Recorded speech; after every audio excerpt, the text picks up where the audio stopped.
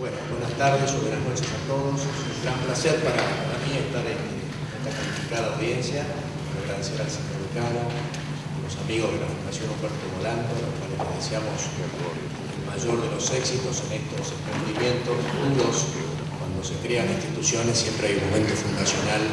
extremadamente complejo, difícil de afianzar y de asentar, pero seguramente la representatividad de nuestros amigos y la importancia de la temática y la búsqueda de caminos que seguramente emprenderán hace que estemos todos confiados que vamos a tener un aporte importante al desarrollo del pensamiento sobre un tema tan importante para el país. Hablar de los temas de los conflictos agropecuarios cuando uno ha trabajado muchos años tratando de hacer historia agraria de la Argentina es difícil, porque a pesar que acá hay muchos jóvenes universitarios que por su edad seguramente lo desconocen, los conflictos en el tema agrario argentino y particularmente los conflictos rural-urbanos nacen ya desde la época de la colonia, ¿no? Donde allá en aquella lejana época donde se disputaban el precio del trigo, si se importaba o no se importaba trigo, hasta que el país estuvo en condiciones de generar sus propios productos, y en el nacimiento de algunos de los productos principales nuestros también se desarrollaron importantes conflictos entre los intereses de los productores agropecuarios y los intereses de los consumidores, como fue el clásico caso de la carne, ¿no es cierto?, en su momento, desde el comienzo del siglo XX, o conflictos con economías regionales. En su momento fue muy conflictiva toda la relación con el azúcar en las primeras décadas del siglo XX, etc. Pero lo importante para ir rápidamente al tema de hoy es sobre todo insistir que a partir de la crisis del 30,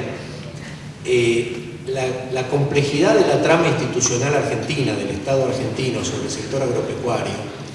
fue haciendo que a partir de la crisis el Estado tomara mucha más injerencia en temas estratégicos, entre lo que estaban sobre todo políticas vinculadas con el uso diferencial de tipos de cambio, tendientes particularmente a regular los problemas de la economía agraria de manera tal de poder garantizar en el momento del derrumbe de precios agrícolas internacionales la sobrevivencia de una cantidad de productores y también, por qué no decirlo, la sobrevivencia de la renta del suelo, que era importante para una serie de sectores propietarios. Estos procesos, que en el año 32 determinó la creación de la Junta Reguladora de Granos, se complejizarían notablemente en la década de 1940, a raíz de la Segunda Guerra Mundial, que provocó, junto con otros factores internos, una caída muy importante de la producción agrícola argentina, y que también, donde el Estado, a partir del viraje producido desde 1942-43, tuvo una alta injerencia en el manejo de los tipos de cambio diferenciales hacia el sector agrícola particularmente, y la transferencia de excedentes en forma significativa hacia consumidores urbanos y hacia otros sectores de la economía, particularmente vinculados con el desarrollo industrial nacional que se daba fuertemente y con la urbanización creciente. ¿Por qué es importante esta década? Porque esta década marca un momento donde de alguna forma, desde el punto de vista económico, y por qué no decirlo político, el sector agrario o el sector argentino pierde centralidad. Es decir, deja de ser un sector decisivo en la vida nacional desde el punto de vista de su peso político-económico y pasa a estar subordinado de alguna forma a una magma de intereses nacionales en los cuales no ocupó nunca más el peso que había tenido hasta la década del 30. Y esta cuestión es muy significativa porque, si bien esto además fue acompañado de la caída muy fuerte de la producción agrícola argentina, entre 1942 por lo menos en 1956-57, que marcó un fuerte proceso agrícola, tecnológico del sector y demás, por una serie de razones que no tenemos tiempo de analizar en detalle, de alguna forma configuró un mapa nacional, social, político diferente. Y además tuvo la particularidad que fue acompañado por un proyecto político del primero y segundo gobierno de Perón, que de alguna forma identificó una mirada sobre el sector agrícola de sectores urbanos y fijó una serie de imágenes fuertes en el manejo de la política agropecuaria. Estos procesos, que tuvieron un viraje brusco a partir del 55-56, del plan Prebisch en adelante, etcétera, donde en el análisis que Prebisch hacía como salida de los problemas del país se planteaba fuertemente la necesidad de revitalizar fuertemente al sector agropecuario, de generar un gran cambio tecnológico y un gran desarrollo de la producción, y que en el año 57 confluyeron en la creación del INTA como mojón importante en este sentido,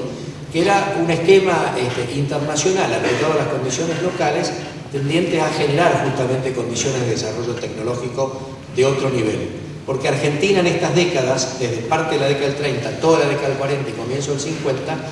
en momentos en que retrocedía productiva y tecnológicamente, el mundo había generado grandes procesos de cambios tecnológicos agrícolas. Entonces, existía a nivel internacional una gran disponibilidad de tecnología disponible para los países de clima templado como los nuestros,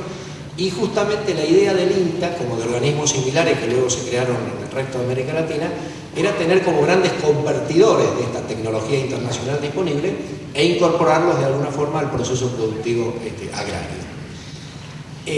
Pero cuando mientras se genera este proceso y se empieza a recomponer el sector, y había habido señales previas también en el último periodo de Perón, inclusive además fábricas de tractores, y empezaban cambios en esta dirección, porque los problemas habían sido severos. Habíamos tenido en 51-52 una combinación de sequía parecida a la del año último, con esta caída previa de la producción, y habíamos tenido que comer, los que tenemos esta edad nos acordamos, algunos de pan negro, cosa que en la imagen de la época no tenía las mismas características saludables que tiene hoy en día cuando hablamos de este tipo de pan, ¿no? Para los argentinos fue una gran ofensa no comer el pan blanco tradicional. Entonces habíamos llegado a un momento muy límite, y de ahí hubo un despegue realmente importante, sistemático y continuo. Para decirlo de una sola vez, de aquí en más se inicia una cuestión pública-privada que va a hacer que a lo largo de décadas la producción agrícola pampeana, particularmente en este caso que estamos hablando, tuviera siempre un sostenido nivel de cambio tecnológico. El cambio tecnológico no es, como dicen algunos, que se generó por el 1 a 1 en la década del 90, etcétera, sino que el cambio tecnológico y el crecimiento de los rendimientos fue constante, en idas y venidas, pero fue un proceso continuo de incorporación de híbridos, de variedades mejoradas, de mecanización, de desarrollo de fertilización, herbicidas, fungicidas, etcétera, etcétera, que atraviesa, ¿no es cierto?, los últimos 60 años de la vida agrícola pampeana. Mientras teníamos esto por un lado, sin embargo, comenzaba un nuevo tipo de puja entre los distintos sectores de la vida nacional alrededor de los precios para los productores agrícolas. ¿Por qué? Porque la producción agrícola pampeana, y esto es muy importante que lo entendamos, tiene una característica que es estructural, que va más allá de la buena voluntad o mala voluntad de los gobiernos, y que está detrás de todo, y que luego dependerá de las políticas gubernamentales, pero que es un tema objetivo, que tiene un triple rol. Por un lado, genera una parte importante de los bienes básicos del consumo de los habitantes de la Argentina: carne, pan, leche, trigo, derivados, oleaginosas, etc. Esto representa una parte importante del gasto en canasta básica y salarial, y por lo tanto este destino hace que el precio de los alimentos generados por los productores agrícolas siempre sea un tema extraordinariamente delicado. La segunda cuestión es la de proveer divisas en gran medida al país. Hasta no muchas décadas atrás, el agro generaba el 80% de las divisas que permitían que el conjunto de la economía nacional funcionara.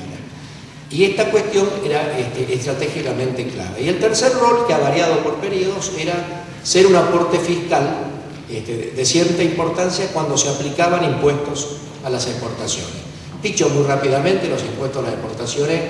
existen en la Argentina desde la época de Mitre, los usó Roca, los usó Hipólito Yrigoyen en cierto momento.